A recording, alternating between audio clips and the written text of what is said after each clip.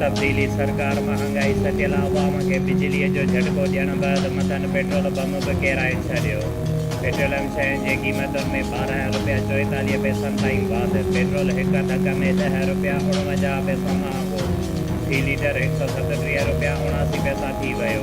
High speed diesel जी क़ीमत में 12 रुपया 44 पैसा वाधि। लाइट डीज़ल 8 रुपया 84 पैसा महांगो थी वियो। घासलेट 10 रुपया 95 पैसा वाधि खां पोइ फ़ी लीटर 110 रुपया 26 पैसनि जो थी वियो।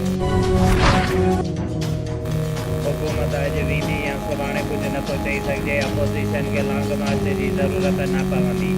हुकूमत पंहिंजे ख़िलाफ़ पाण ई लॉन्ग मार्च करण जी तयारी करे वरिती आहे। नून लीग जी नाइब सदर मरियम नवाज़ चयो आहे त हुकूमत पारां अवाम खे ॾिनल तकलीफ़ जो अज़ालो नथो थी सघे।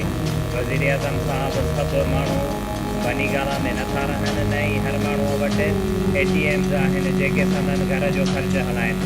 हुकूमत जो हलणु मुश्किल लॻी रहियो आहे। सिंध हुकूमत पेट्रोल ऐं बिजलीअ जे अघनि में वाधि जो ज़िम्मेवार PTI सरकार खे क़रार ॾेई छॾियो। सूबाई वज़ीर सईद गनीअ चयो आहे त इमरान ख़ान चयो हो त सुकून रुॻो क़बर में आहे ऐं हाणे अवाम खे क़बर ताईं पहुचाइण वारा क़दम खणी रहियो आहे। नासिर शाह चयो आहे त गुरबत ख़तमु करण जूं ॻाल्हियूं कंदड़ ग़रीबनि खे ई ख़तमु करे रहिया आहिनि। मुल्क में महांगाई घटि न थींदी, नाणे वारे वज़ीर शौकत तरीन सच ॿुधाए छॾियो। वाशिंगटन में प्रेस कॉन्फ्रेंस कंदे शौकत तरीन चयो त तेल समेत समूरियूं शयूं पूरी दुनिया में महांगियूं थी रहियूं आहिनि। छो थी रहियूं आहिनि हुन जो सबबु मालूम नाहे। कोरोना वबा जा असर घटि थींदा त महांगाई बि घटि थींदी। पेट्रोल अघनि में वाधि ते वज़ीर आज़म जी पुराणी तक़रीर सोशल मीडिया ते वायरल। पेट्रोल जे अघनि में वाधि ते सोशल मीडिया वाहिबेदारनि जा बि दिलचस्प तबसरा।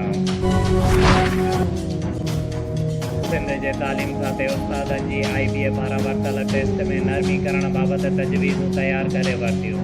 हर मज़मून में 45% मार्कूं खणण वारो शर्त ख़तमु करण जी तजवीज़। मास्तरियाणे जी भर्तीअ लाइ 40% मार्कूं रखण जी तजवीज़। मर्द उमेदवारनि लाइ 55% मार्कुनि वारो शर्त बरक़रार रहंदो। जंहिं ज़िले में वधीक सीटूं हुअण सबबि वधीक रियायत ॾियण जी तजवीज़। हतमी फ़ैसिलो सिंध काबीना कंदी। मजलिस वहदत मुस्लिमीन सूबे सिंध जे सेक्रेटरी जनरल नए चूंडियल मुशर्रफ अली वसी ऐं ॿियनि उहिदेदारनि खे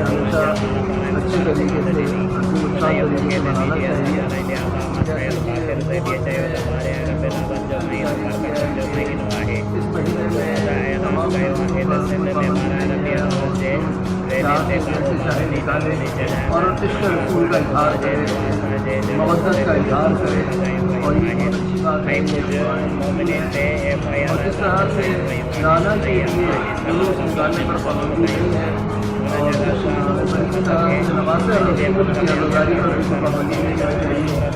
हमने गुज़िश्ता साल और इस साल भी देखा कि और उनको